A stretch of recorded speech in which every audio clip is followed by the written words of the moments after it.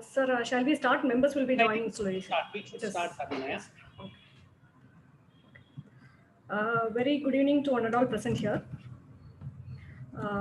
I welcome all the senior members, past chairman of Madurai branch, and all the members for today's virtual meeting.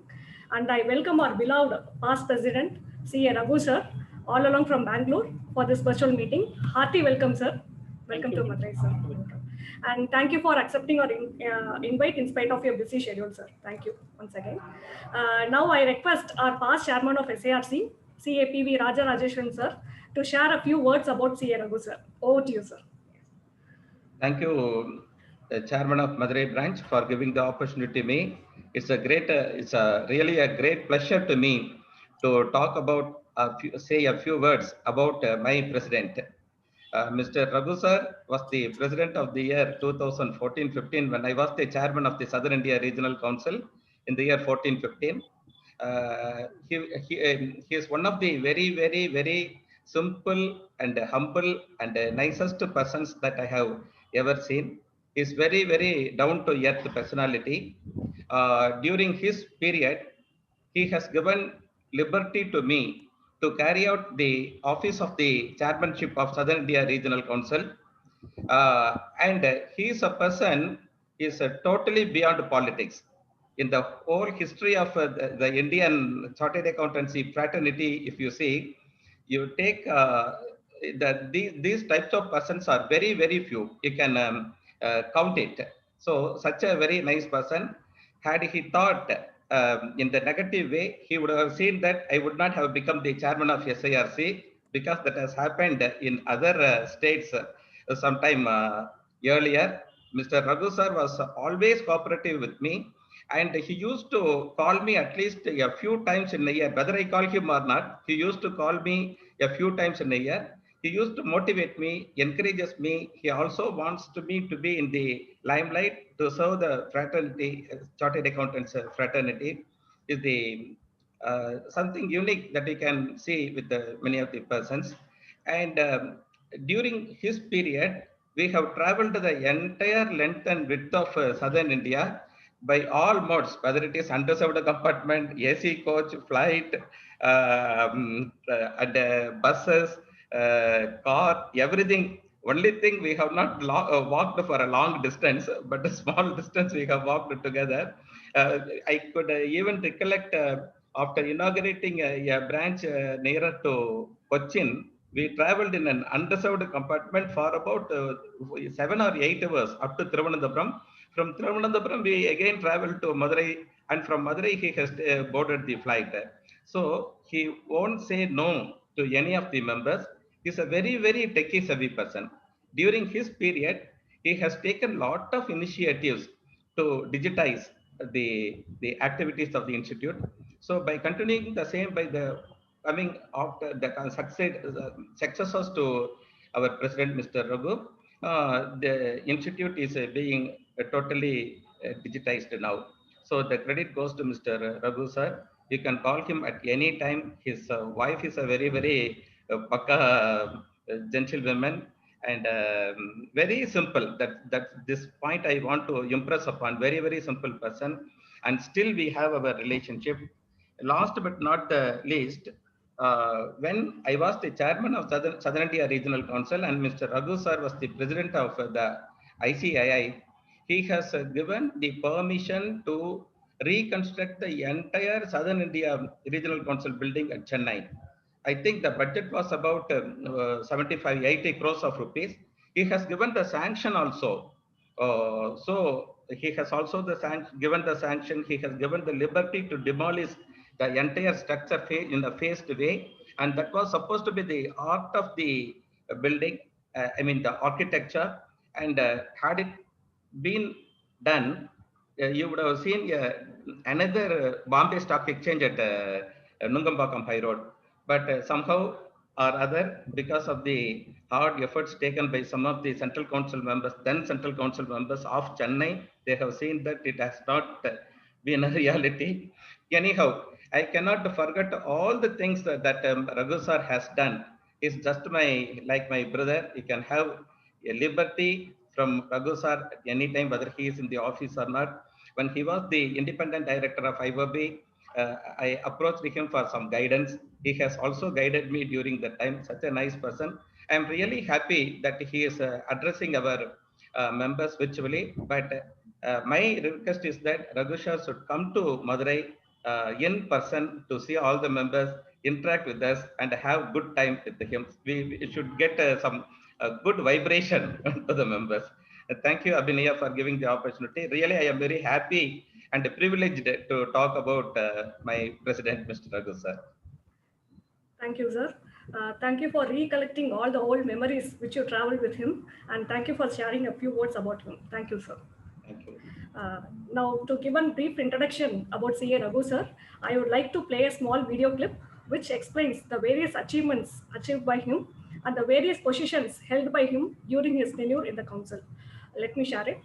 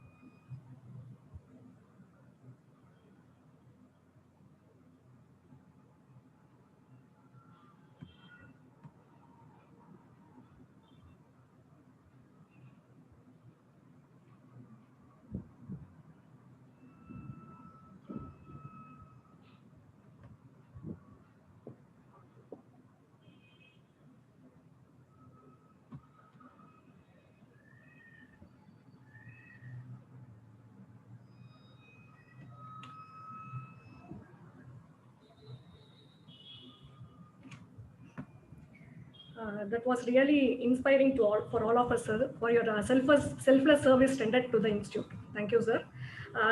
Now I request CA Nadarajan to share a few words about CA Raghu, sir. Over to you. Good evening, everyone. Respected members of Madurai branch, it is an immense pleasure for me to extend a hearty welcome to our past president, CA Raghu, sir, on behalf of Madurai branch of SIRC. I take the privilege in introducing our past president, CA K. Raghu, sir. CA K. Raghu, sir, was elected as the president of the Institute of Chartered Accountants of India for the year 2014-15. And also he was elected as the Vice President of the Institute of Chartered Accountants of India for the year 2013-14. He was a member of the Central Council of ICAI from 2007 for 3 consecutive terms. He is also a fellow member of the Institute of Chartered Accountants of India with more than 24 years of professional standing. He is a honorary member of Certified Public Accountants of Australia. He is also a senior partner of K. Raghu & Co., a leading firm of chartered accountants in Bangalore. He also specializes in taxation, audit, business, investment, technology, consulting services. Our past president currently holds the following positions. He is a former director on board of Indian Overseas Bank, nominated by the Ministry of Finance as an independent director. He is also a former board member of the International Federation of Accountants, New York. He is also a member of the Audit Committee of International Federation of Accountants, 2015. He is also a chairman of CSR Committee of the Institute of Chartered Accountants of India. Our past president also has now contributed towards the startup ecosystem in Karnataka. He is identifying the startups in Bangalore which can reach to the next stage. He is also helping in developing the business plans so that they can raise the funds and scale up their activities. He is also assisting the startups to set up their regulatory approvals and also assisting them in their compliance under various statutes. He has spoken at various national seminars on funding of startups in India and conducted by the Institute of Chartered Accountants of India, participated in various panel discussions on future of startups in India, conducted by various trade bodies and other professional organizations. He has participated in services of Export Promotion Council Summit conducted in Bangalore as a special invitee, delivered lectures on startups in India in various management institutions, and also he assisted various startups in negotiating with venture capital funds, HNIs, foreign institutional investors, and other domestic funds to help them raise funds. It is a very brief introduction about our past president, CA Raghu, sir. Thank you so much, sir, for taking your time out of your busy schedule and joining us today. And it is a pleasure to be a part of this seminar. And I also thank the chairman of MBSARC for giving me this wonderful opportunity to introduce our beloved past president. Thank you. Thank you, CA Nataraj. We welcome you once again, sir. Over to you. So good evening. I am indeed privileged to say to be amongst all the members of the Madurai branch. The Madurai branch of the Institute of Chartered Accountants of India is for me very, very close to my heart. I've visited Madurai maybe about 22 times during the last maybe 15 years. And Raja Rajeshwaran has been an excellent host to me. And whenever I come to Madurai, he makes it a point to ensure that I'm comfortable. He takes me to the temple. And the kind of hospitality Mr. Raja Rajeshwaran gives always, and the respective chairman, whoever is the chairman, I can only say that I always enjoy visiting Madurai. And of course, whenever I come to Madurai, I make it a point to go to Murugan Idli shop, the original shop where the very famous idli and dosa is to be served. And of course, now that is there across the Chennai and various places in South India, but it has originated from Madurai, if I'm not mistaken. And Raja Rajeshwaran has taken me there and shown me that small restaurant those days. I've seen that restaurant from the time it started. So I can say that Madurai is very close to me. I also see Mr. Ravi, my good friend. who is from Timmy Chetty and company. I had the opportunity of working with him when we were the statutory auditors of Lakshmi Vilas Bank. I had just qualified as a chartered accountant, and Ravi and myself used to work on. Today, it's the Lakshmi Vilas Bank is beleaguered. You know the kind of problems that the bank is facing. But those days we used to audit, the bank 90 to 94. I had the opportunity of working with Mr. Ravi. And thank you, Mr. Raja, for having introduced me to the members of the profession. And I would like to especially mention, talk about Raja Rajeshwaran. Raja Rajeshwaran has been a fine gentleman. He has contributed extensively to the Madurai branch. It's contributed extensively to the southern region. And over a span of 15 years, the kind of dedication, hard work he has put in for the growth of the profession in and around the southern, various branches of southern region is, I can say, we should applaud for the good work what he has done. And I still remember when he was the chairman of the southern region, when I was a president, we traveled to many branches. As he rightly said, we could get to know each other better, fine, simple and humble gentlemen. And the regional conference is still fresh in my memory when Nirmala Sitharaman, the current finance minister, had come then to inaugurate the regional conference, and we had such a nice time with Nirmala Sitharaman also. And the kind of fellowship what we had, delicious food, so many, more than 2,000 delegates coming to Madurai. It's something fabulous. And I wish to compliment Mr. Raja Rajeshwaran for the contribution he has made to the profession.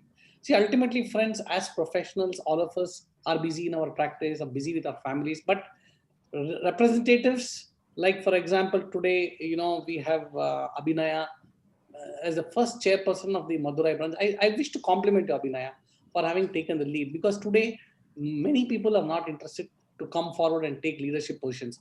The mere fact you have come forward and taken up leadership positions in the Madurai branch speaks volumes about your ability.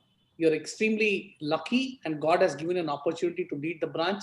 Please do your best. In spite of the pandemic, you're trying to bring people together to the virtual mode. And as Raja Rajeshan rightly said, the webcast was started during my year. That was the year when we launched webcast across the country. E-learning was started. And I'm happy that webcast and e-learning today is a new normal. So my compliments to Abhinaya, and my request to you is that you should continue to do the good work for the profession, for the cause of the members and students, and people like Raja Rajeshwar will always there. Myself will always be there to support you and see that, you're able to do much more for the benefit of the community in and around Madurai. And Raja Rajeshwaran, as I said, has done tremendous work, and I'm happy that he is with us this evening. Many distinguished past chairmen also, I'm able to see them on the screen. It's really nice to see them virtually and greet all of them on this happy occasion. Friends, what I will do is now I'll share my screen, and then we will start with the presentation. Sure, sir.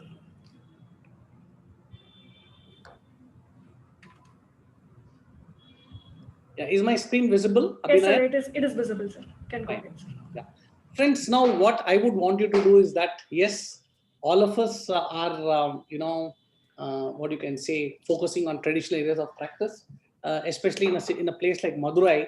I have interacted with a lot of chartered accountants who are in practice, and most of them are into traditional areas. They might be doing, statutory audit of companies, tax audits of partnership firms and companies, and bank audits. Then, you see them doing transfer pricing audits. And majority of them are involved in taxation of individuals, NRIs, filing of tax returns, GST returns, consulting in GST, consulting in income tax, traditional areas of practice. Yes, that is the right thing to do. But what is important, friends, is that we should just not be happy with what we are doing. We should look at ways and means as to how we can get into new areas of practice, whether we can start new verticals in our office. If at all we want to start new verticals, what is the way forward? Because it is not possible for you to do practice in all areas. A lot of new areas are opening up, and you should decide which is the area you would like to specialize or you would like to offer to your clients, and start offering those services to our clients. In a city like Bangalore, let me tell you, friends, the young CAs today who are setting up practice are not at all interested in traditional practice. I've interacted with a lot of young CAs who have set up practice in a city like Bangalore.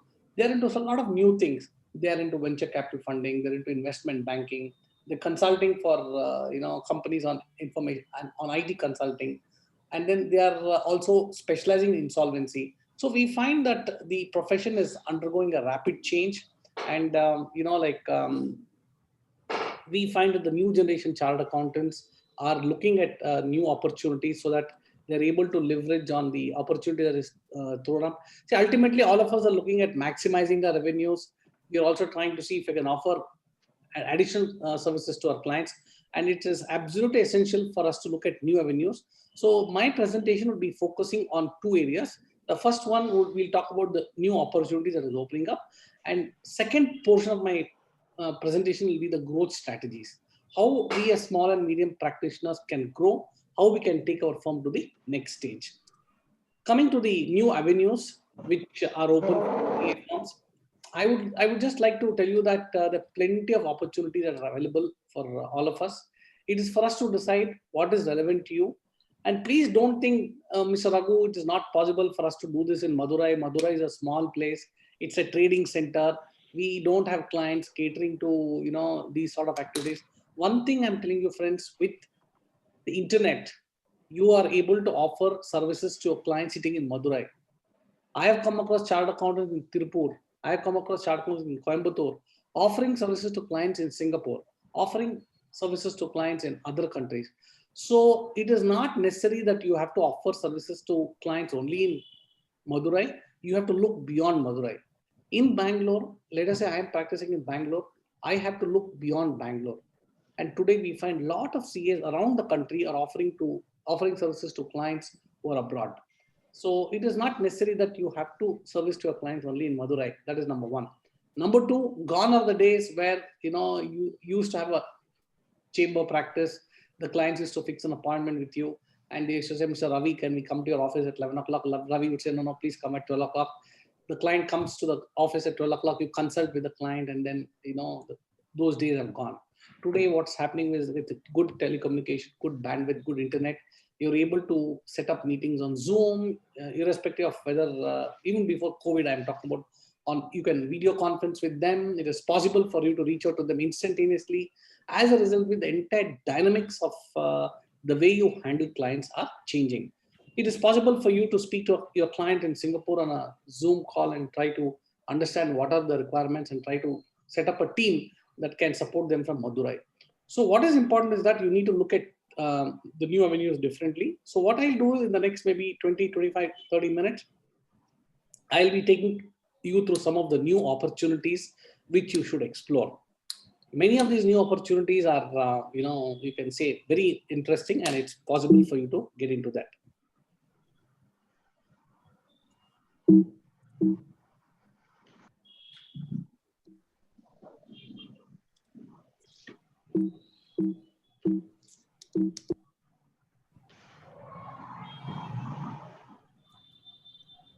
Yeah.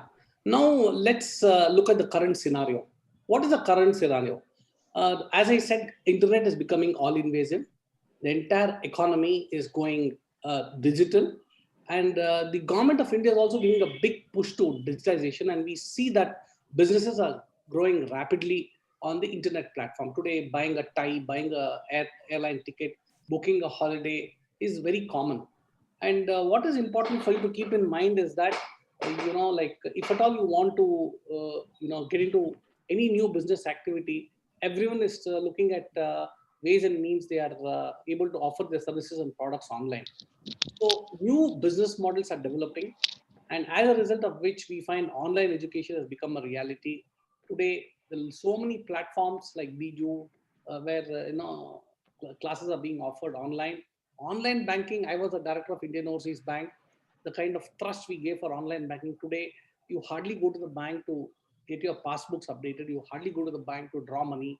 You just walk into an ATM and draw the money. You just have an online account and download your statement. So online banking, online education, everything has become very common. And today housewives just pull out their mobile phones, book for a Uber or a Ola, and book for an auto or a car and move from one place to the other. Thanks to the internet connectivity and the way new applications are being developed on the mobile platform, we find that the entire business has undergone a rapid change. we should accept that we're a digital revolution. And if your client is selling services and goods on the internet, on the web, you should be in a position to guide him, support him, and see that he's conducting the business the right way. Because your client is interested to know whether all the payments are coming into the payment gateway, and he wants to know whether the correct quantity of goods are shipped to various customers. And you as an auditor should provide the assurance to the client that everything in this digital scenario, in the new framework, is happening properly.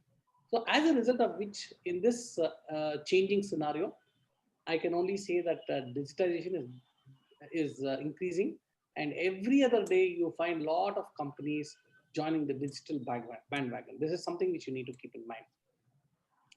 To look at some of the new things that are opening up for the profession is artificial intelligence and reporting.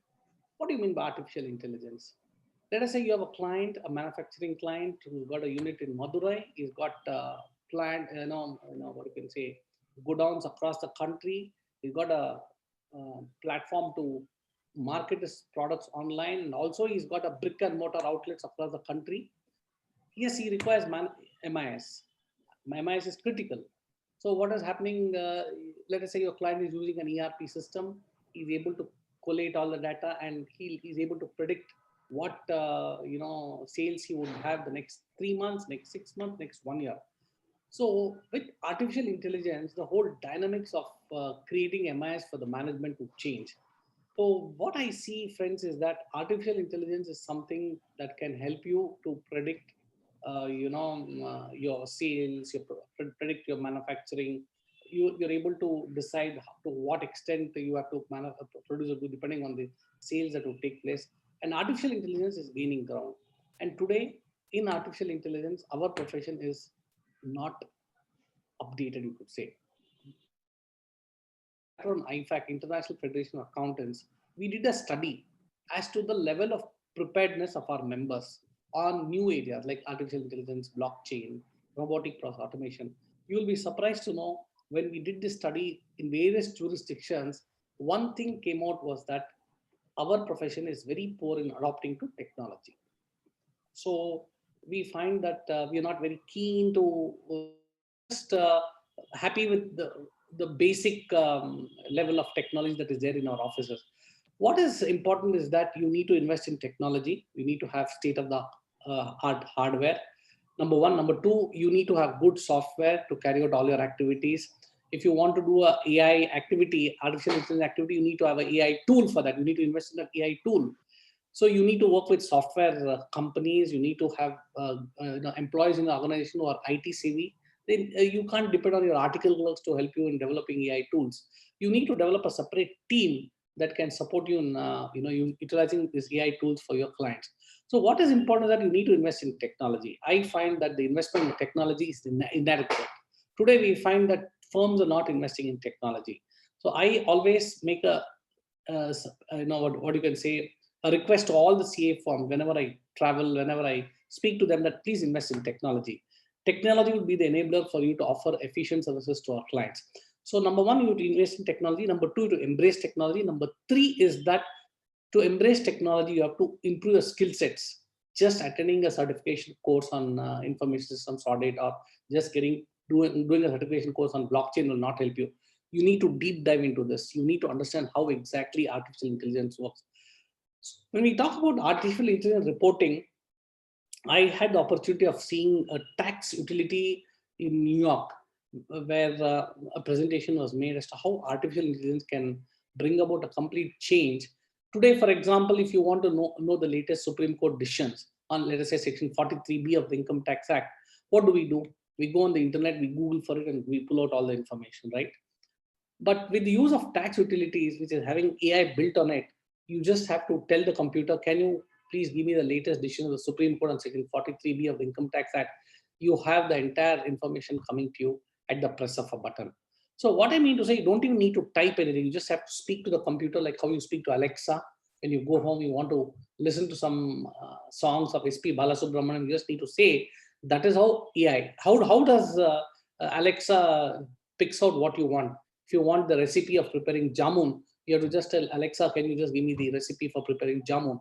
So basically what is important is that all the tax utilities way forward will have artificial intelligence built on it. In India, some companies have started doing it, but yes, they are still not in an advanced stage. But there's plenty of opportunities for chartered accountant in the field of artificial intelligence. I was talking about analysis of credit reporting, analysis of accounts receivable. Today, accounts receivable is critical for every organization. And accounts receivable analysis can be done by artificial intelligence, analyzing key market trends, analyzing inventory. Inventory receivables are all very critical. Automating business processes, effective cost control, all these activities. When you step into the shoes of a business consultant, you can use artificial intelligence. Today, what is happening, friends, is that we generally restrict our scope to statutory audit. But many clients would require services in not only statutory audit, in a lot of areas where they have a concern. Let us say a company is having a concern as far as its accounts receivable is concerned. A company might have problems in managing its stock. A company might have a weak internal process. I still remember when we did an assignment for a software company in Bangalore, they told me, Mr. Raghu, our current concern is travel reimbursements. We find that our travel reimbursements runs into crores of rupees. We want you to set in a business process so that we are able to plug in the leakages. And when we went about doing this, we realized that there are a lot of loopholes in the entire process of travel reimbursement. We were able to fix it.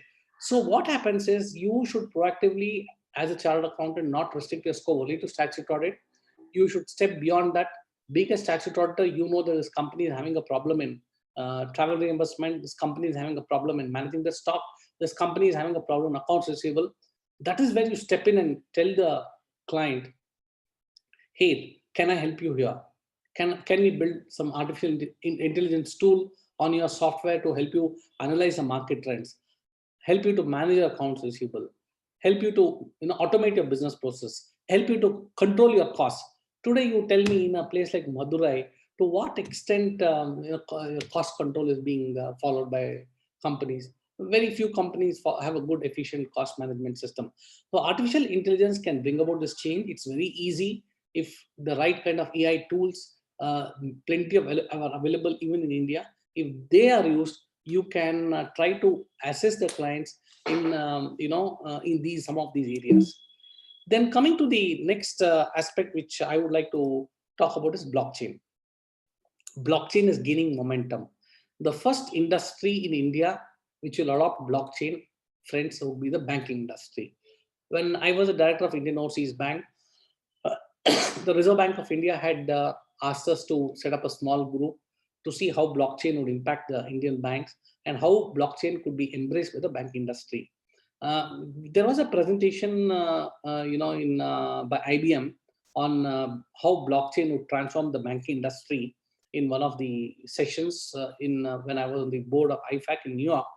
And let me tell you, friends, entire blockchain would revolutionize the way the banks would function. Today, most of the banks are on CBS. I think all of you are aware of that. And all the CBS platforms are quite rugged. They have been used over the last maybe 10 to 15 years, and they're all doing well. And if you ask me what is the performance of the CBS in India, I can tell you our banking automation is extremely good. Our platforms are robust and strong. And even if you see the bank platform that are used by UK banks or banks in America, it's more or less on par with them. So what I mean to say is that it is absolutely essential for us to keep in mind that the banking industry will start using blockchain in a big way, because currently banks are investing heavily in technology. Today, you take any nationalized bank, they are having online robust platform for carrying out bank. Earlier, it's possible for you to download your bank statements. It's possible for you to transact on the internet, transact on your mobile, go to your ATMs. A whole lot of activity is now on the internet platform. There's no need for you to go to the branch.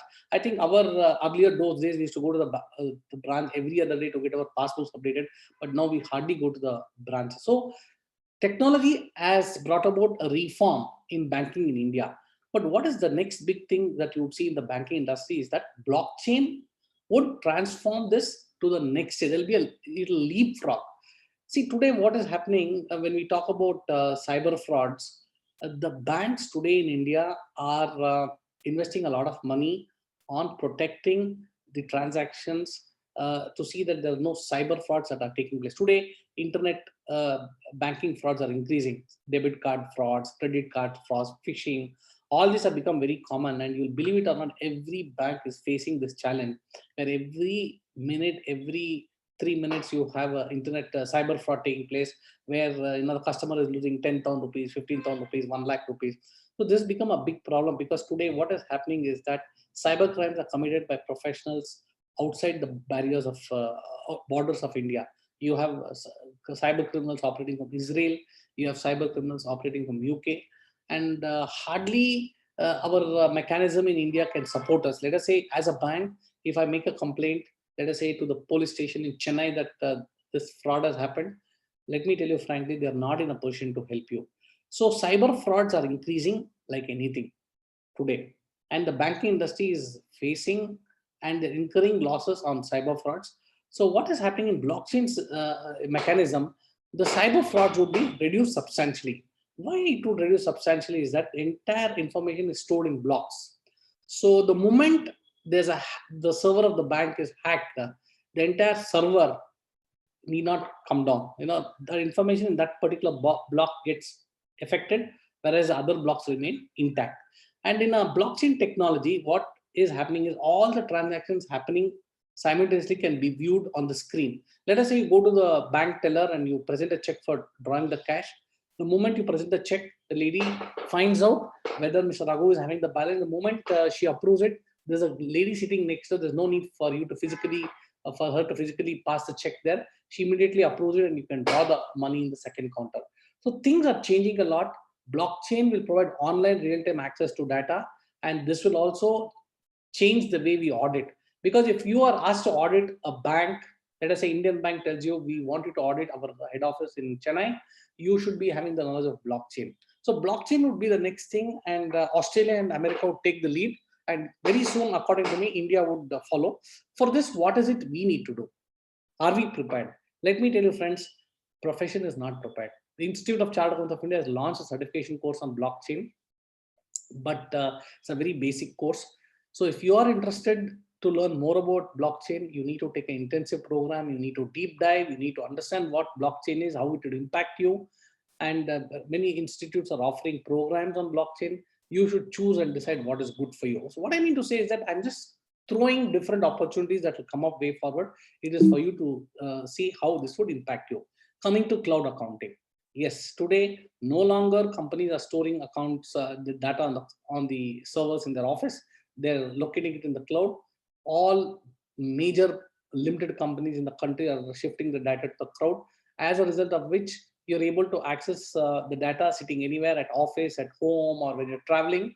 Even the salesman can access the data, your MD can access the data. So entire data, instead of lying on local servers, are lying on the cloud. And this is something which we also as chartered accountants should think of, seeing how we can migrate our data in our offices to the cloud.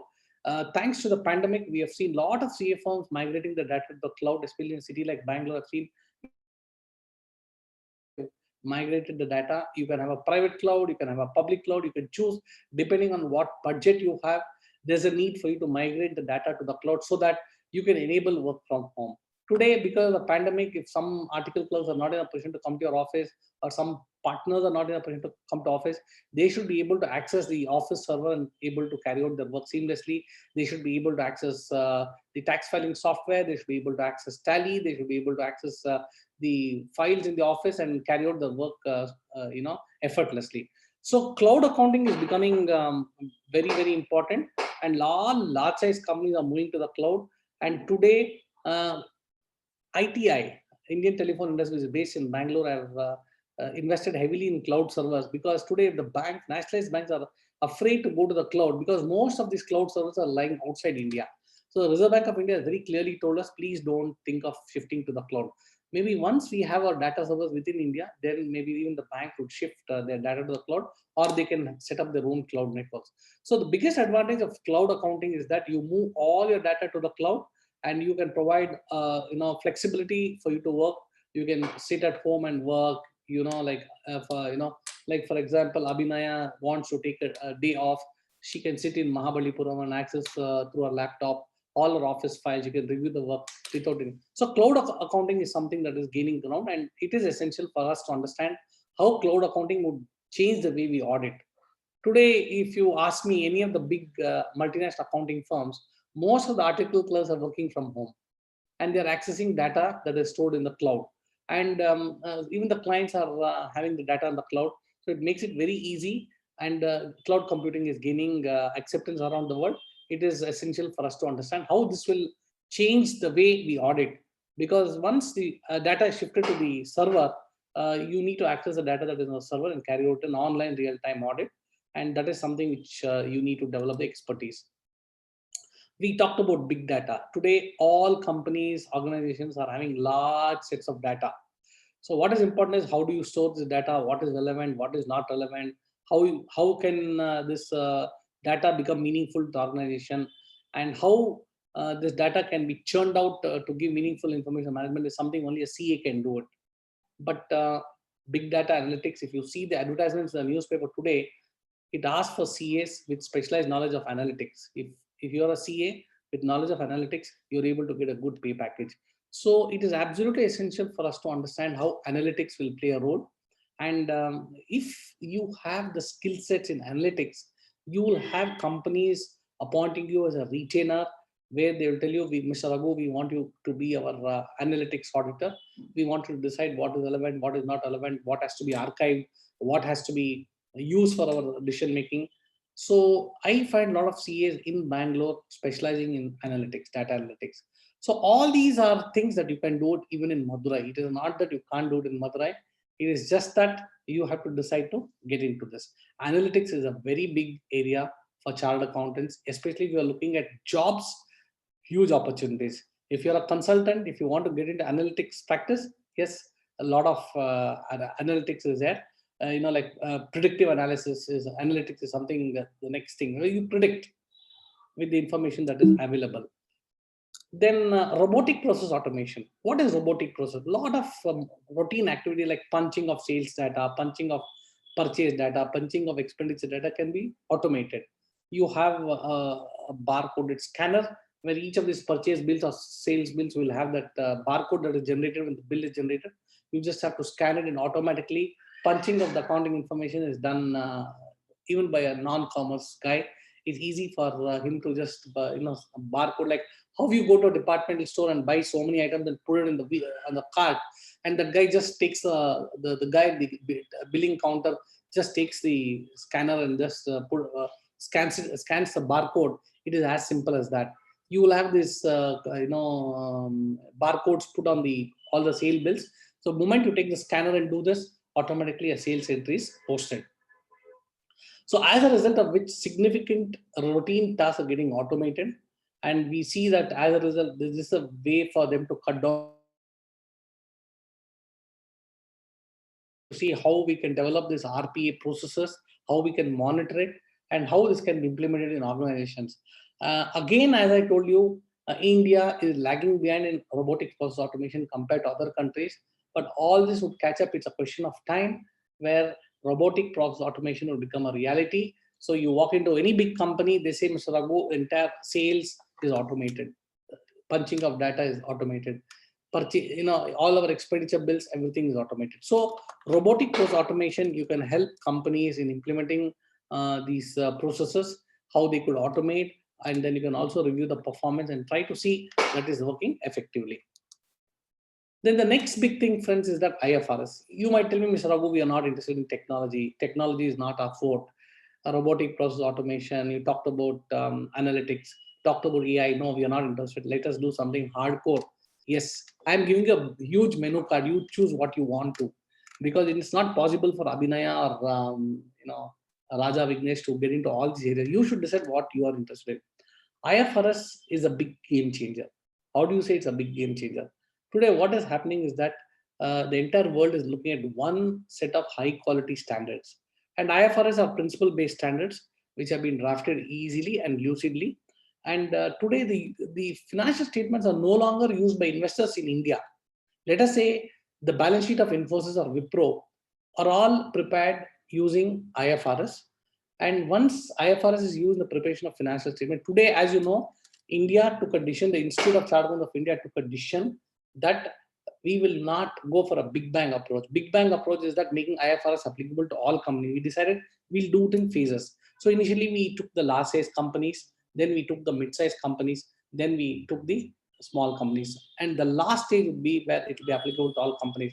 Let me tell you, friends, in countries like Pakistan, overnight they adopted IFRS. But we thought it is not a good idea. India is a big country and we need to converge with IFRS. We didn't want to adopt IFRS overnight, like how Japan and how Pakistan did it. We decided to converge. We decided that let us identify areas which are not suitable for our country, for our corporates. And then accordingly, IFRS was implemented. And thanks to the Institute of Chartered Accountants of India, they were able to roll out implementation with the consultation with the government, with the Ministry of Corporate in a phased manner. And let me tell you, friends, that everything is going fine as far as IFRS implementation is concerned. We call it Ind AS in India, and there are about 6 differences currently between Ind AS and IFRS. Once these 6 differences are ironed out, I can say our India also is completely IFRS compliant. That is, all the financial statements prepared by entities in India are IFRS compliant. Here I would like to say the banking industry and the insurance industry wanted to implement IFRS. The RBI rolled out a date. They said that we'll implement IFRS. IRDA said for insurance companies we'll roll out a date. But due to the dynamics of IFRS implementation, we found that it was not a good idea for the banks to implement IFRS. So the date has been deferred. When we converted the financial statements of our own bank, Indian Overseas Bank, into IFRS, we found that the results were not coming to our satisfaction, and that is what RBI also felt. So they've decided to defer the implementation of IFRS for bank and insurance companies. So what is important, friends, is that IFRS is gaining momentum. More than 125 to 130 countries are following IFRS. And for youngsters who have the knowledge of IFRS, if they are past CA, if they have the knowledge of IFRS, they can be employed in any country. They can go to Australia, they can go to Singapore, they can go to UK. And if they are having the knowledge of IFRS, they are easily employable. So also, chartered accountants who are having the knowledge of IFRS in India also can offer consulting services. You can offer consulting services to companies who want to migrate to IFRS. So there are plenty of opportunities for youngsters who want to go abroad, who have specialized in IFRS, and plenty of consulting opportunities for you in India if you want to consult in IFRS. But yes, you need to put on your study hat, study all these standards. As I said, it's a high quality reporting standard, principle based, drafted lucidly, and it's not very difficult for you to understand this new reporting standard. But yes, you need to make a beginning somewhere, and if you want to develop expertise in this area, this is the right time to do. This is a big picture. More than 120 countries are requiring preparation of financial statements in IFRS. So as I said, international opportunity. Let us say young CA in Madurai, passing out of your offices, say, I want to take up a career. You should advise him to do a course on IFRS after CA, and then he can easily get a job either in any of these countries, whether US or UK or Singapore. It's very easy for him to get a country. And the demand for valuation experts would go up. Now the institute has started the valuation course. We have the valuation standards board.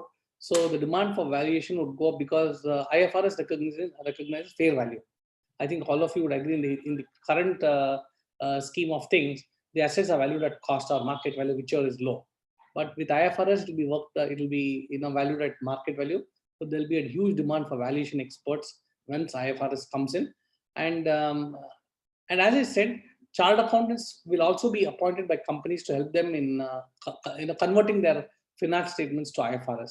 So consulting opportunities there, career opportunities there, and also valuation opportunities are there. So these are the 3 opportunities which I see in IFRS. Friends, coming to the banking industry, there's so many new opportunities that is coming up for chartered accountants. In addition to year-end audits, concurrent audit, which is quite we have been doing for many years. And of course, chartered accountants play a very important role in trying to ensure that the banks are healthy. And today we find that chartered accountants are getting to new areas like forensic audit of NP accounts. All the nationalized banks today are appointing chartered accountant firms to conduct forensic audit wherever they're all forensic accounts. So you should plan to take up a forensic course on certification course on forensic audit. If you have a forensic audit is a new area. If you have the knowledge of forensic audit, you can get a lot of assignments in the bank industry. Let us say an account has become an NPA, they will appoint you as a forensic auditor. You go through the entire account and find out whether the funds have been diverted, if it has been diverted, for what purpose has been diverted. So it is possible for you to sort of offer your services in the field of forensic audit.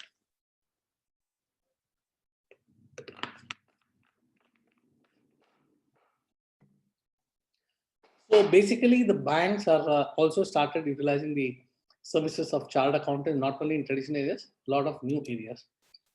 Insolvency and Bankruptcy Code of 2016, a large part of the insolvency professionals in India are all chartered accountants.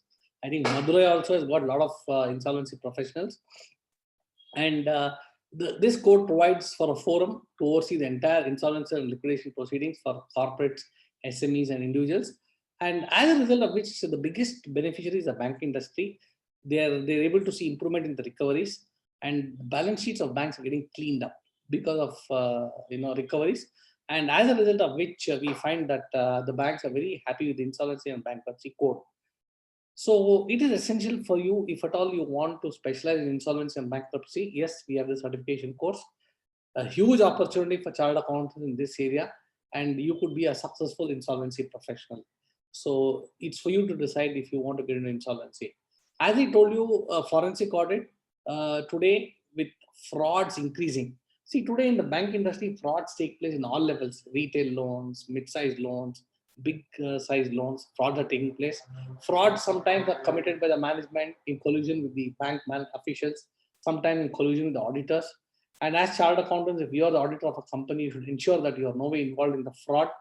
And today, the kind of fraud that is taking place in the bank industry is so high. RBI has made it mandatory for all the banks to go for forensic audit for all major NPA accounts. If an account has become an NPA, forensic audit is mandatory. But the banks today are not finding good forensic auditors. When they ask us, Mr. Raghu, can you provide us a list of all the CAs doing forensic audit? The number of forensic auditors are inadequate. But last 2 years, we find a different trend. More and more chartered accountants are getting to forensic audit. So what is the development that is leading to forensic audit? We find that the government investigations are increasing. And whether it's MCA, whether it's RBI, whether it's SEBI, government investigations are increasing. So as a result of which, government is asking for forensic auditors. Complex litigation, because of complex litigation, you need good forensic auditors who can assist the banks, and prevention and risk management. So basically, forensic audit is gaining a lot of traction. Technology consulting and cyber attacks. Today, what is happening is that cyber attacks have become very common. Whether it is online media, insurance, telecommunication, e-commerce, online, retail. Because let us say in the e-commerce platform, a lot of transactions take place. Like as you're watching the webinar, maybe your wife or your son or daughter might be purchasing something on the internet, right? To that is the extent of which you find that transaction. You'll be surprised to know the youngsters in India place orders for goods at from 11 o'clock, 10:30 to 12.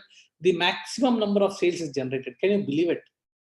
I was reading an article how the youngsters today, the young generation, the young guys who are IT companies, how they 10:30 to 12, and after their dinner is over, they are placing orders on Amazon or Flipkart and trying to see how best they can get good deals.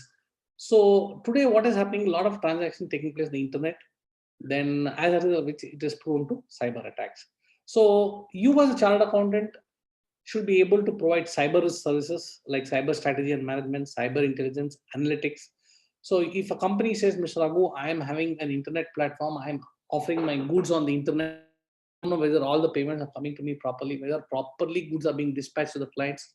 Can you give me an assurance that everything is fine? So you need to provide the cyber risk services. If you tell me, no, sir, I don't know, I am not competent to do, he'll go to some other professional who has got knowledge of cyber risk and all that. See, today what is happening is clients are smart. The moment they know that you do not have the ability to conduct a provide a cyber risk service, he'll go to another firm who will be able to provide this. Currently, cyber risk services, cyber strategy and management services are being provided by, you'll be surprised to know, engineers.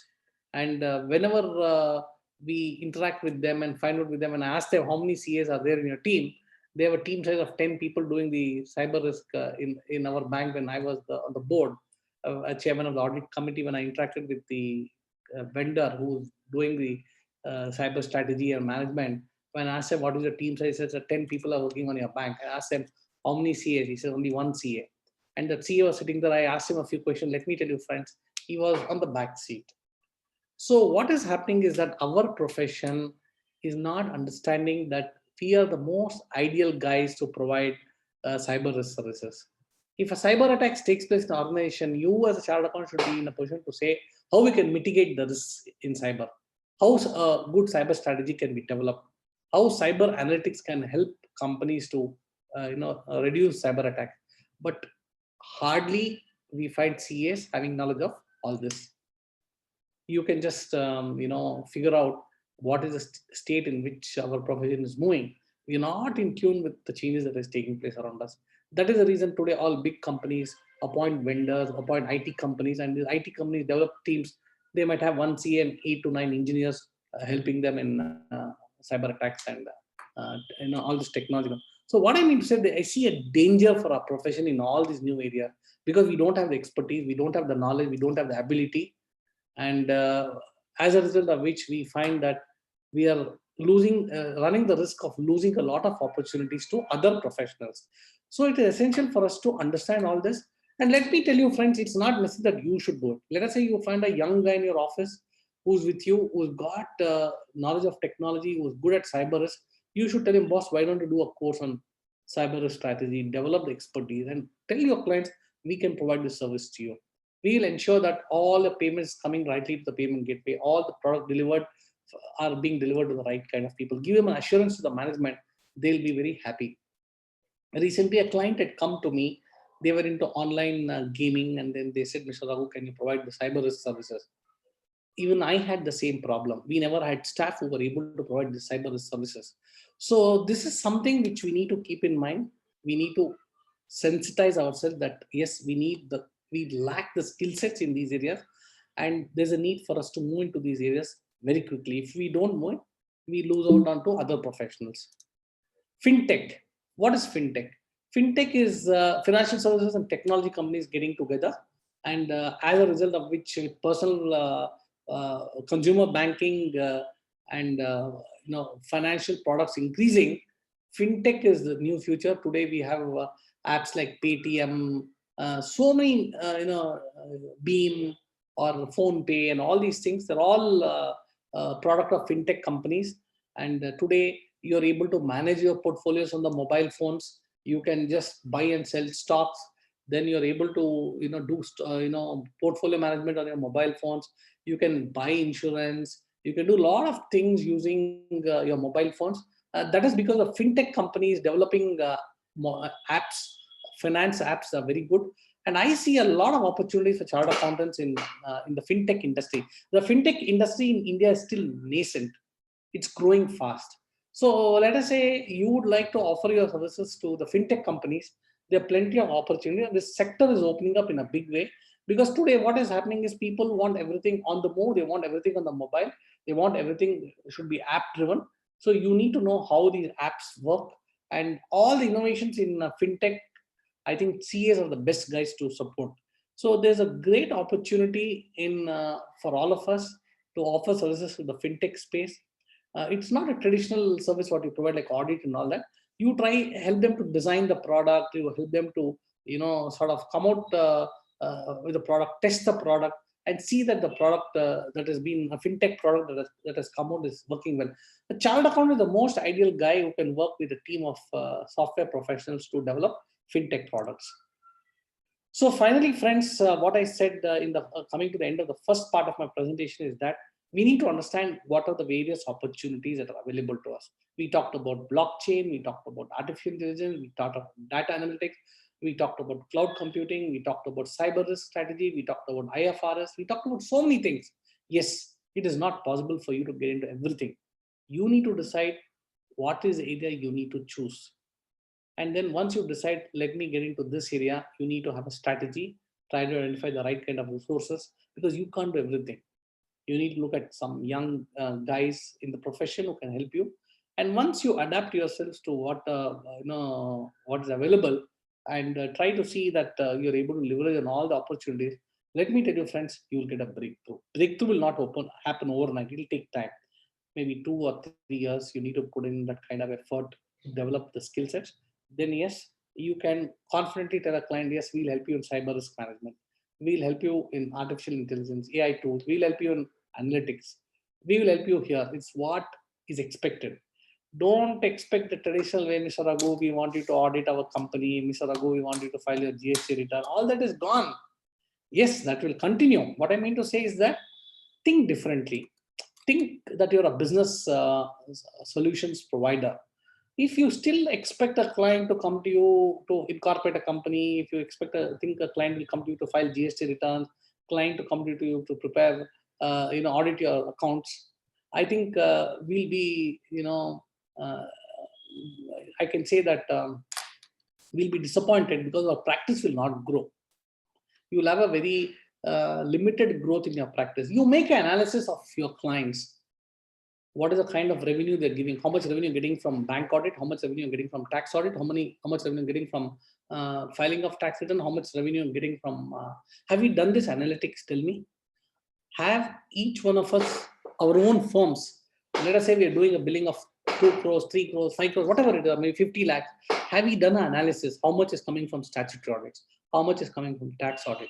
How much is coming from personal tax credit? How much is coming from miscellaneous services? Have we done it? No. So what is important is that we should apply analytics to our own firm and decide which is the sector you want to move. Whether if you find that consulting is giving you good money, yes, you should focus on consulting, and that you can decide only if you do proper analytics of your own billings. But we don't do it. Chartered accountants, being chartered accountants, very easy for me to say, fine, we'll get into this area. If you do analysis of your own billing, you will realize that one area you're doing extremely well. Like for example, in Bangalore, in my own office, I am a traditional practitioner. My father was a chartered accountant. I am a chartered accountant. We have a traditional practice. We do file tax returns. We file GST returns. We do tax audits. We do internal audits. We do everything. But yes, in addition to that, we do a lot of new generation practice also. Now we have developed a special vertical for startups because we found a lot of traction in startups in a city like Bangalore. What do the startups want? Startups want a wide range of services. So we decided, why don't we focus on that? So this I was able to figure out why I should focus on startup. When I did the analysis of my billing, I realized this was my revenue from concurrent audits. This was my revenue from bank audit. This was my revenue from company audit. And when I found that this was my revenue from startup consulting, I found that this is an area, growth area. And we focus on that. We try to make an effort to develop that practice, make a person responsible for that, try to get new business. And let me tell you, friends, we were able to do very well. So it is for you to decide where you want to specialize. So it could be IFRS, it could be technology consulting, it could be fraud detection, it could be forensic, insolvency is fine. Insolvency, so many chartered accountants are doing well. You'll be shocked to know their billings have increased 4 to 5 times after getting to insolvency proceeding. So you decide what is it you have to do in addition to what you're doing. Yes, your existing practice should continue, but can you add 1 or 2 more verticals is what you need to see. So this is the first part of my presentation. Now, what should be your growth strategy? Yes, it is the desire of every chartered accountant in practice to grow. Okay, so how do I grow? Today, I'm doing a billing of, let us say, 50 lakhs in Madurai. Can I take it to 75 lakhs? Can I take it to 1 crore? Or I'm doing a billing of 1 crore. Can I take it to 2 crores? Have we made any plan? Have we made? No, we never make. Absolutely, I've interacted with many chartered accountants. We don't make a plan at all. Okay, chalo yaar, we have done this much billing. We are happy with this. Let's continue to offer good services by default. So there's an absolute plan that is required for you to, decide. You have to budget what will be your revenue for the current year, how much you'll grow the next year.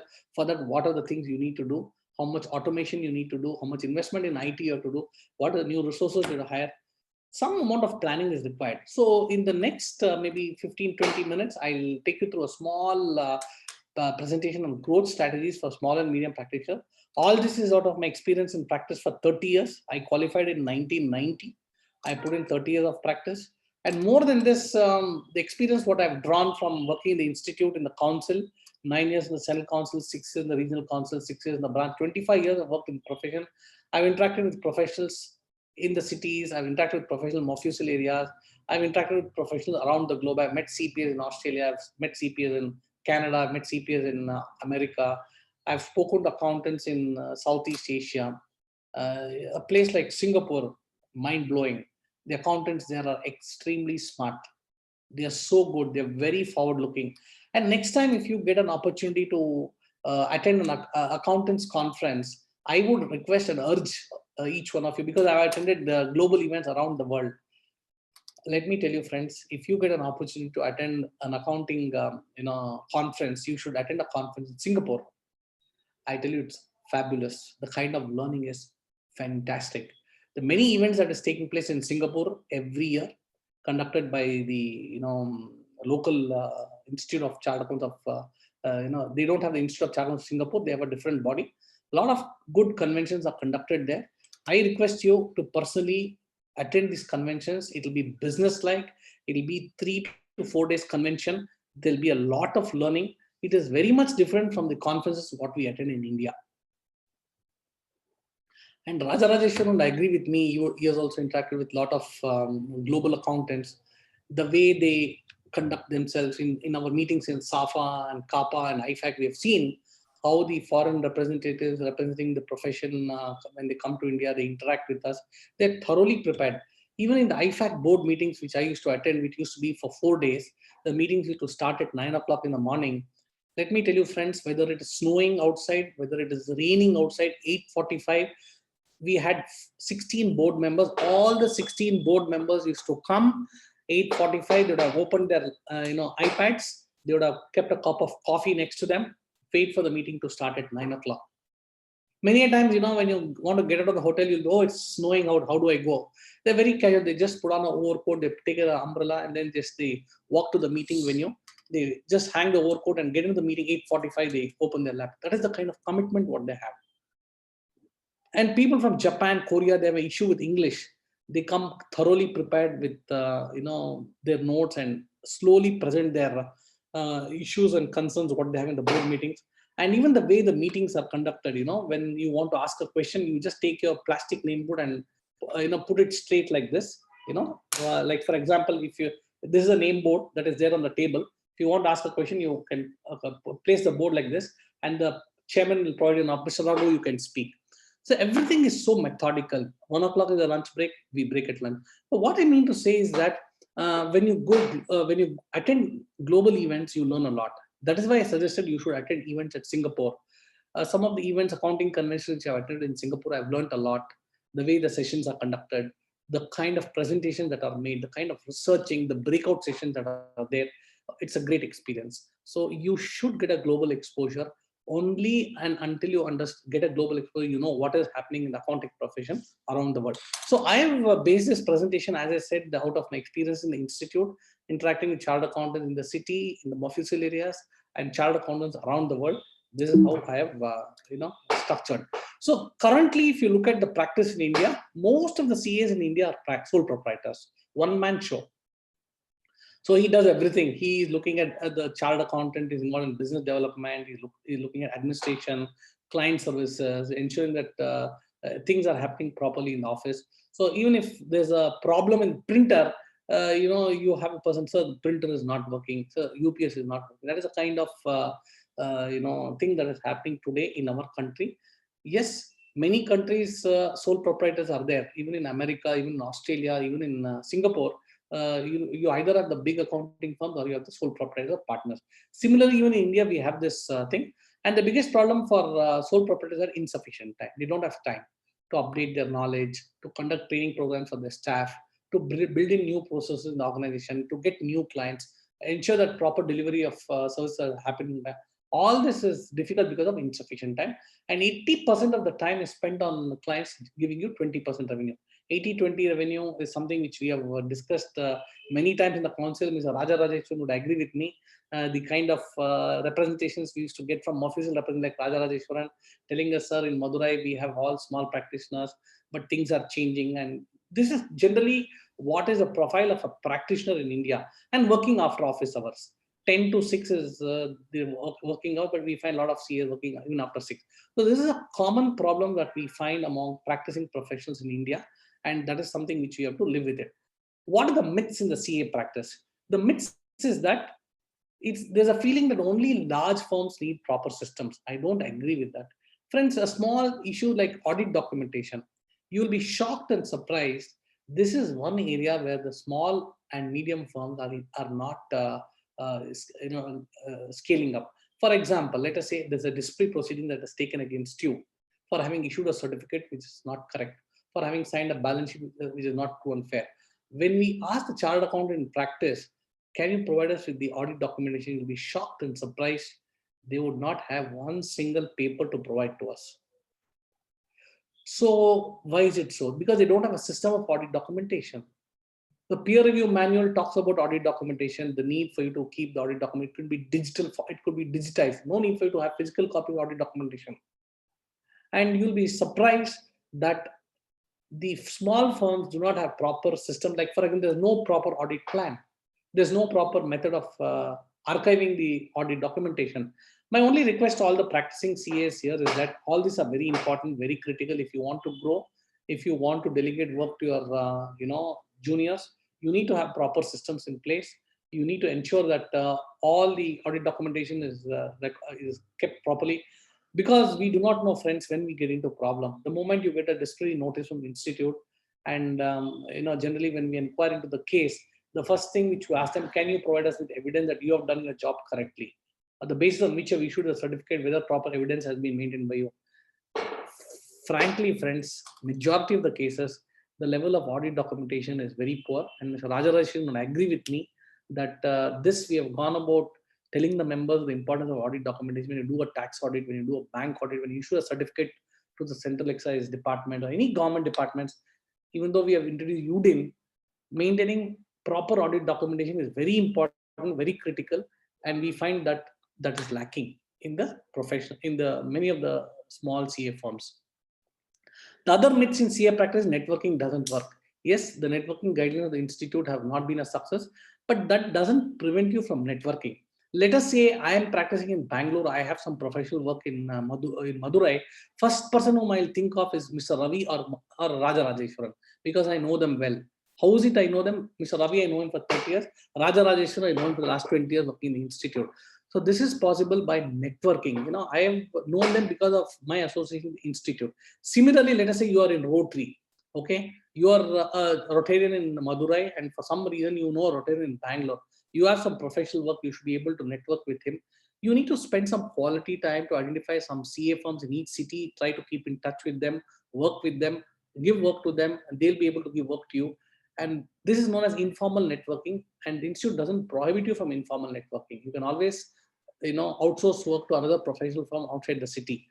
But how many of us are doing this? Let us say a practicing chartered in Madurai, whether he has a networking partner in Bombay or Delhi, no. Today, what is happening? A lot of work is flowing from chartered firms from Bombay and Delhi to smaller places across the country. So there's a need for you to develop contacts with other CA firms, not only in Madurai, but in other than south, even up north, or even with CPAs abroad. So networking does work. So it's a myth to say that networking doesn't work. Mergers are not successful. Again, this is the norm of the day. We find a lot of small firms getting together, merging together. There's a myth that it doesn't successful. There are positive points and negative points, but yes, mergers are taking place. And the fact that CAs are good in taxation and audit is gone. Those days it was there, but today chartered accountants are too smart. They're a good entrepreneur. They're good investment consultants. They're good investment advisors. They can do multiple things, and all of you would agree with me that they're not just, we have moved out of this traditional tax and audit mold. So what are the challenges being faced by all of us? I am also a small and medium practitioner. So what are the challenges being faced by us? Retaining client today. Today, the new generation clients are not loyal, unlike the traditional clients who stick to you in spite of, let us say, inefficient service or the poor quality of service, because they know Raja Rajeshwaran well, they don't mind, okay, I know Raja Rajesh has been handling our income tax matters for 15 years. But the current generation of clients no longer loyal to you. The moment there's inefficiency in your service, they move to some other chartered accountant. This is a challenge. And the young generation thinks differently. Okay, so it's absolutely essential for you to keep in mind that is how critical it is important for you to retain the client. And training of office staff. Let us say you have about 15 article clerks. How much time do you spend on training? Do you train them as a partner of the firm or a proprietor of the firm? How much quality time you're spending? It is absolutely essential. Until unless you spend time on training your staff, your quality of work will not improve. Today in our office, being a Saturday, every Saturday we have training program. Today we had training to our staff on some of the new accounting platforms, like on ClearTax we had a training program, on Zoho we had a training program, on QuickBooks we had a training program, because we found that some of our clients were using QuickBooks. So our staff, some of them were aware of it, some of them were not aware of it. So we had an intensive training program in QuickBooks. Then ClearTax was another software which we found was useful, and we had a train. So we need to invest in training. We have to put them together and ensure that the proper training program takes place. And I think for this, the partner or the proprietor should take interest. Until we train our staff, have formal training programs, I don't think you'll be able to upskill your staff, and the quality of work would suffer. So we in our office have a plan. Every Saturday we spend the entire day. Sometimes during tax season we don't do the training program, but otherwise every Saturday we have a full day training program for our staff, and we find that is very useful. The next challenge is that competition from Big Four. Today we find that the mid-size and the big-size Indian accounting firms have lost a lot of their clients to the Big Four and other multinational accounting firms. Not only on statutory, even internal audits are getting away, and we find that 3 or 4 of our key clients are contributing good lot of revenue. You lose them to the Big Four because they say that investors want Big Four to be the auditor. So the challenge that is being faced. Level of fees, yes, clients don't pay you much. Let us say he's paying you 50,000 rupees. You tell him, sir, 3 years has happened. We request you to make it 75,000. He'll not listen to you. He'll say, no, Mr. Raghu, it's not possible. What I'm paying you is adequate. So getting higher fees from the client has become very, very difficult. Forget the pandemic. I'm talking about a scenario when before the pandemic. Also, getting a good increase in fees becoming very difficult. Yes, CP. To what extent we members are updating their knowledge? You'll be shocked and surprised that just about 20 to 25% of the membership are attending the CP programs regularly and properly. The balance 75% are just getting credits. They're not updating their knowledge, and this is a big danger for the profession. I was just surprised when one of my one person known to me, he was not aware of the UDIN. What is this UDIN, Mr. Raghu?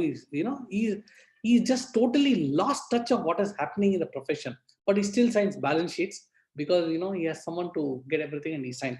So what is important is that mandatory CPs helps you to understand what is happening in the profession. So what are the changes that are taking place in practice?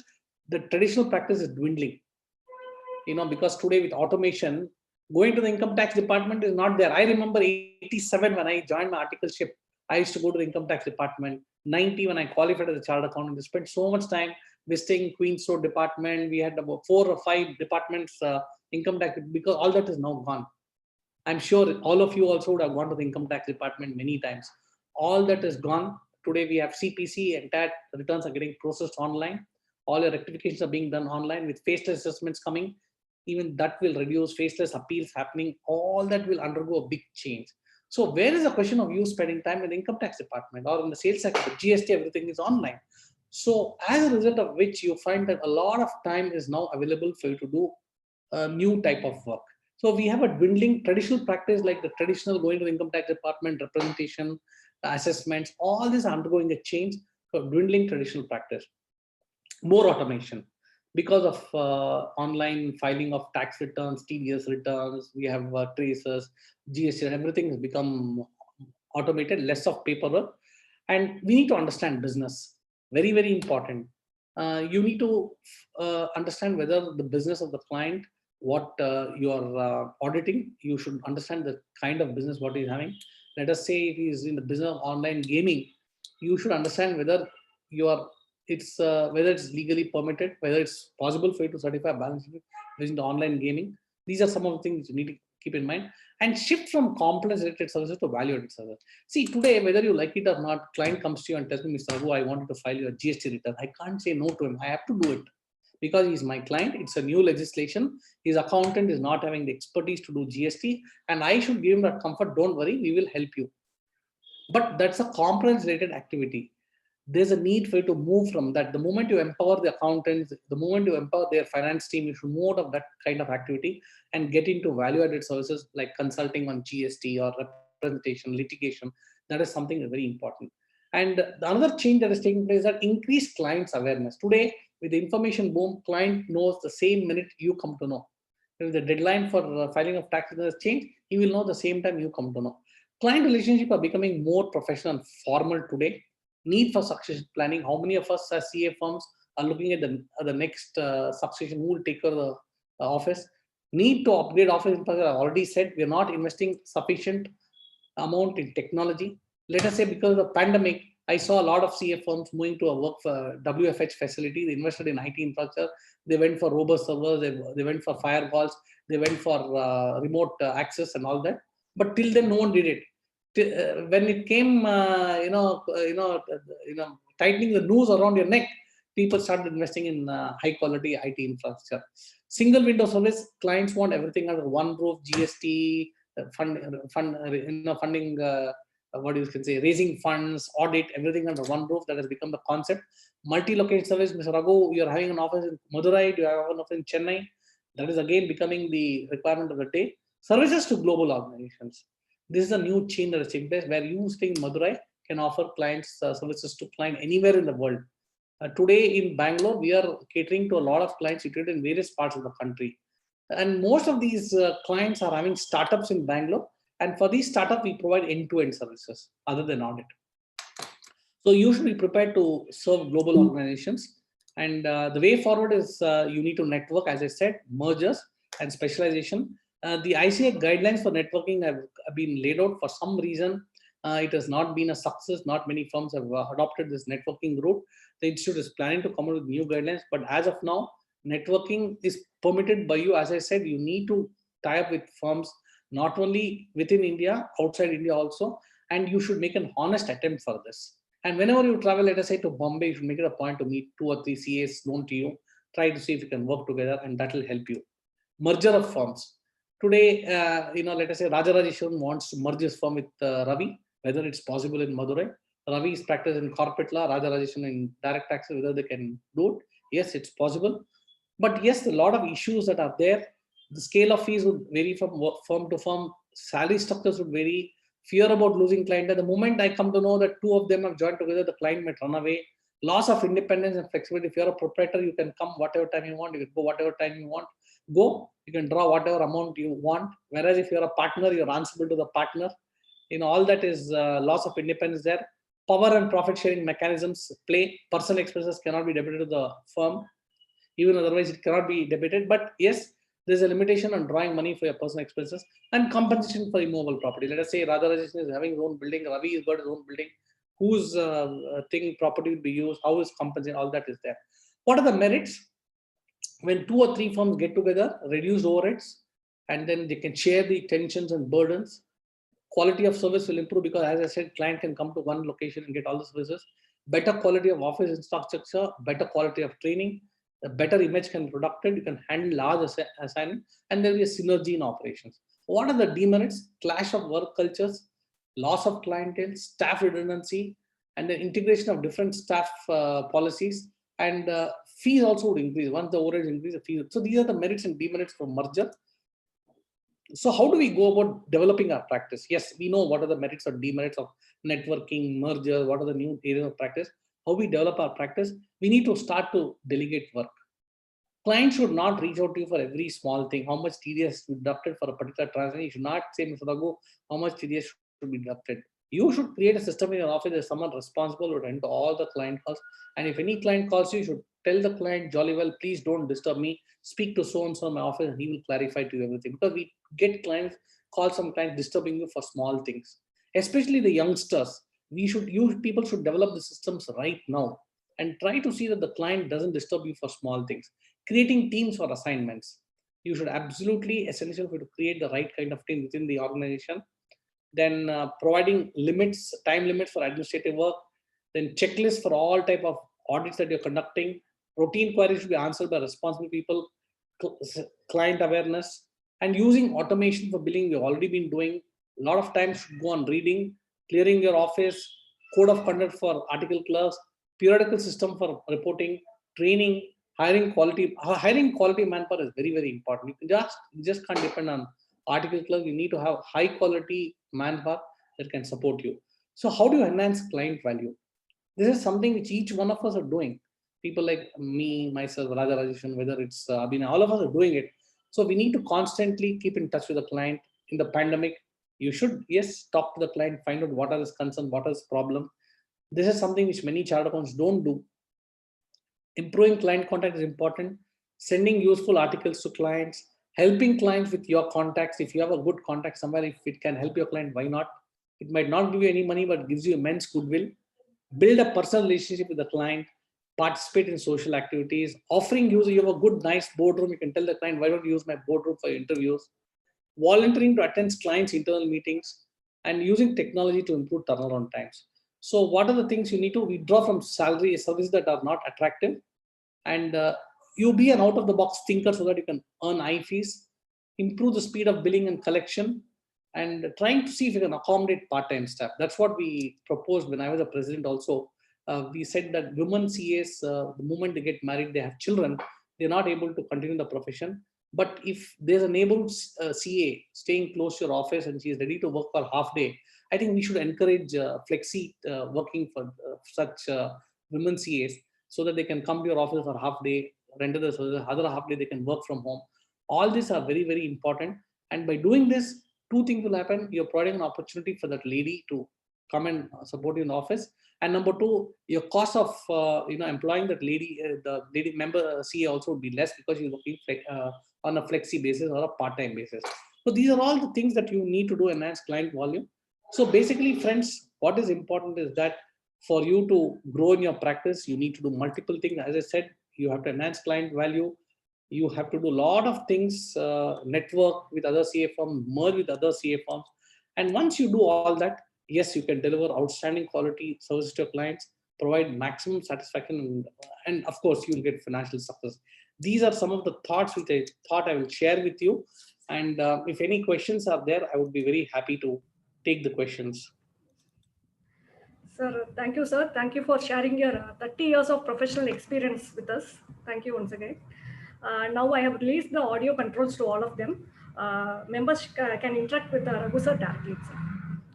Now I request CA Ravi sir, past chairman of MPSARC, to share a few words. Over to you, sir.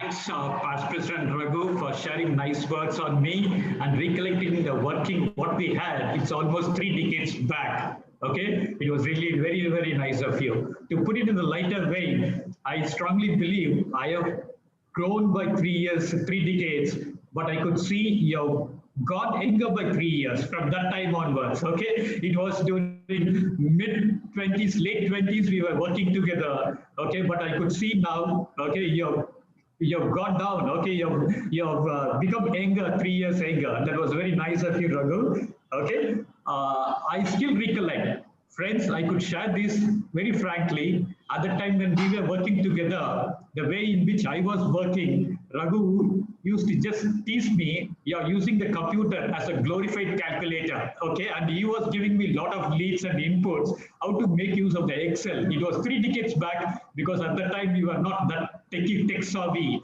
and it was Raghu who was guiding me and we were working together. And I feel very proud to share these few informations.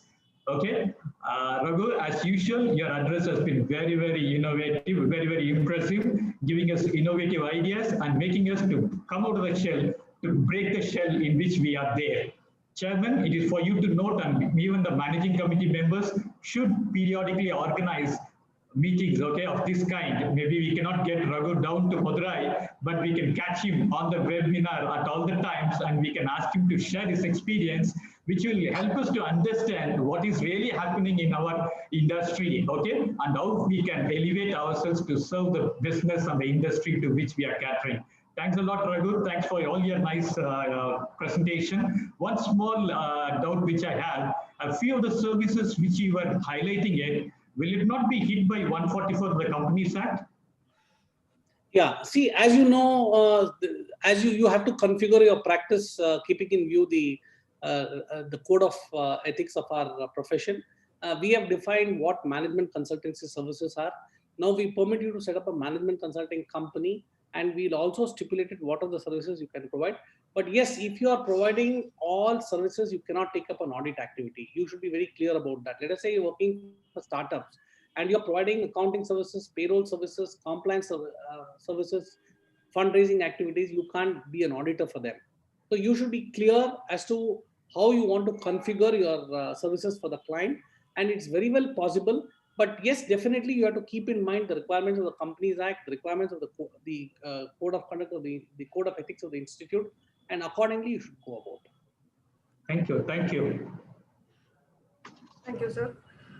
So any other members wants to interact with Raghu, sir, they can interact by unmuting themselves.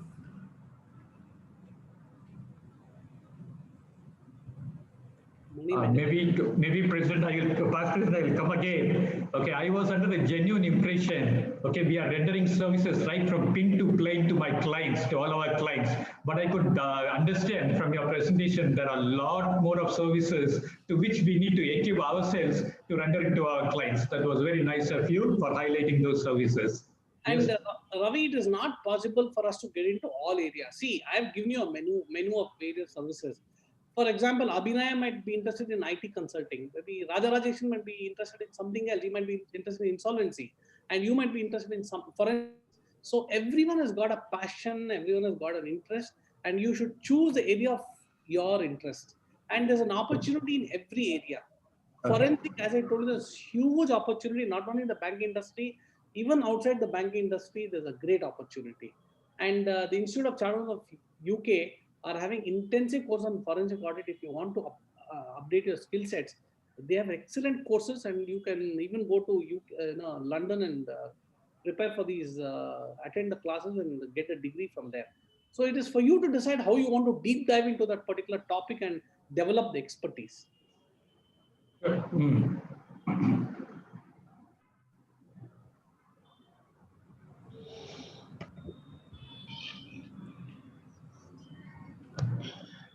During your association with the institute, during the 15 years, you have visited Madurai nearly 22 times.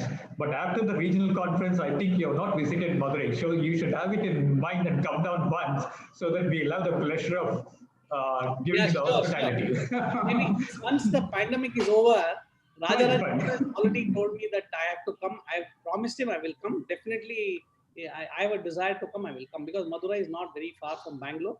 I will definitely come. We'll plan one physical meeting in that case. Okay? You're welcome, sir. Yeah. Okay. Now I request CA Manimeglai Madam, Treasurer of Madurai branch, to propose vote of thanks. Over to you. Abhinaya Madam? Yes, sir. Just 1 minute. President Sir, extremely thankful to you. You have the same spirit of 2014.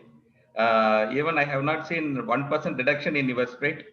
Your lecture was extremely good, highly practical, very, very useful to the younger members especially. And you have spoken your mind very clearly and in a lucid manner. It will be quite useful to all the participants today. Thank you very much. Thank you. Thank you, sir. Meet all of you virtually. Over to you, madam. Yeah. My warm greetings to our respected speaker of the day, CAK Raghu sir, past chairman of ICAI, respected chairman of SIRC of ICAI, CADC James sir, our chairperson of Madurai branch, CAK Abhinaya Shri, respected chairman and co-host of the day, CA PV Rajarajeshwaran sir and CAT Ravi sir, All senior members and junior members, good evening one and all.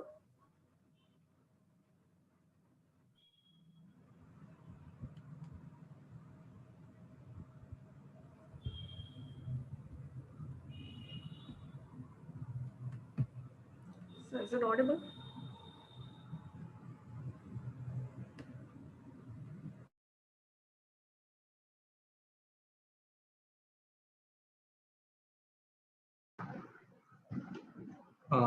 Chairman, Manimegala's network is low, I think. She's not visible and the audio is also not clear.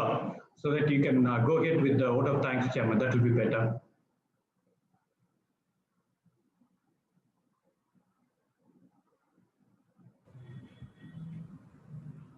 I think my connection is also in problem.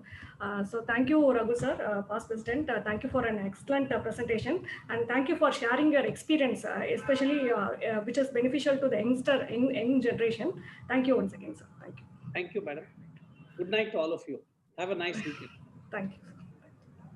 Have a great evening, Raghu. Good night. Bye-bye. Thank you.